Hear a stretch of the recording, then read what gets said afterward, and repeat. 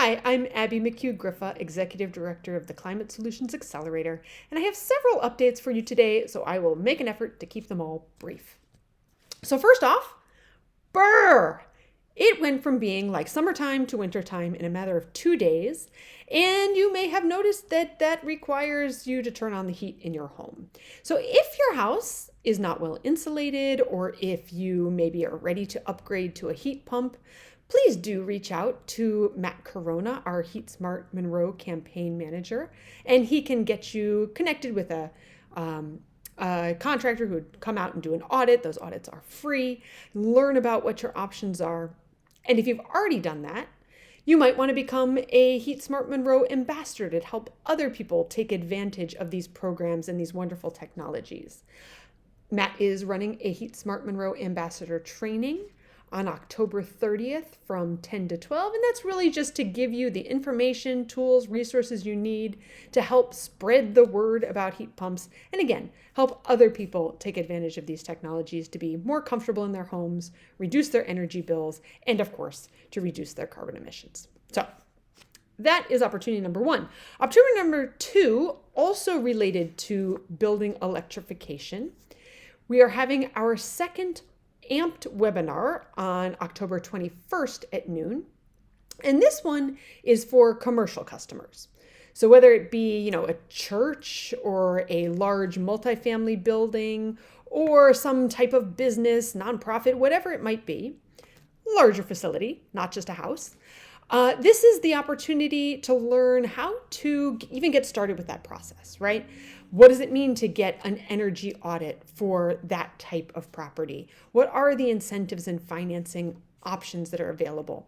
And just in general, if you haven't had a chance to check out the Amped website yet, only launched a little over a month ago, I invite you to take a visit. It's ampedproject.org. We're very proud of the collaborative work that went into making this campaign possible.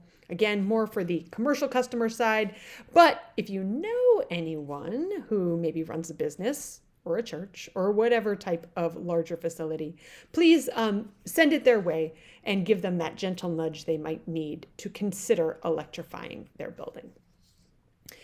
Also, same day, October 21st, this one in the evening at 7 p.m. If you happen to live in the South Wedge, which I do, so I will be there, we are officially launching Color South Wedge Green. And that meeting will be right here in our office, the official launch. So again, for South Wedge residents, October 21st, 7 p.m. Hope to see you there. And if you live in a different community, looking to get going with Color Your Community Green, or maybe just other volunteer opportunities, you're interested in thinking about how to plug into our local climate movement, I would invite you to visit our website. We do have both a volunteer inquiry form and a Color Your Community Green interest form there. It doesn't really matter which one you fill out. Go ahead and fill them both out if you want to. But to help you, if you're not already plugged into local climate action, we can give you a little guidance, help you assess where your skills and interests align best. Maybe not specifically with our organization, maybe with one of the organizations we partner with. But again, that's probably the best way to get involved if you're not in the South Wedge and coming to our meeting next or 2 days from now. Okay. Wanted to give a little update on our collective impact work and how that's going.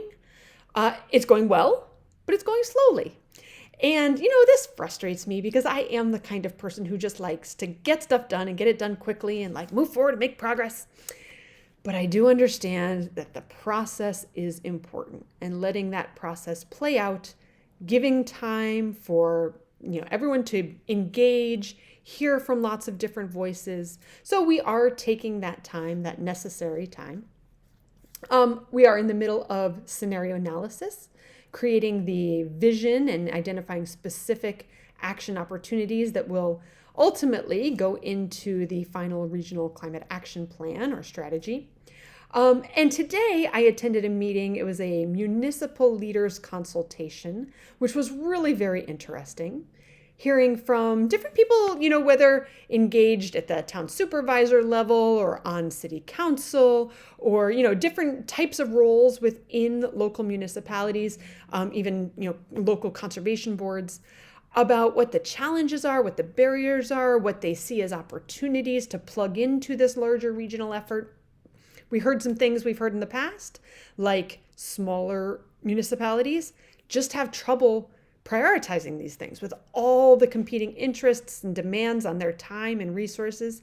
It is hard for smaller communities to be taking action on climate.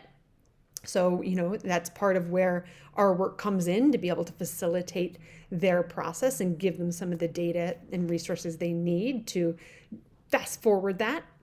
Also hearing from some of the larger municipalities that maybe already have climate action plans and thinking about, where they can update and be part of that regional conversation. But also, what the frustrations and challenges are in working with a larger municipal operation as well, and trying to get all the different pieces and partners lined up to move this stuff forward at the city level, for example. So, they gave us some good information. I hope we gave them some good information too. We will be having more of these municipal leader consultations coming up this week and next week.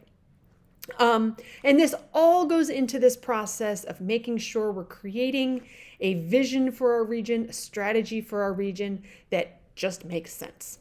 And again, can't rush that process because we don't know everything, and we can't know until we've asked. So keep an eye out. I think there'll be another survey coming out for the general public soon. Would invite you to fill that out when the time comes. And if you do have any other feedback or questions, feel free to send them our way.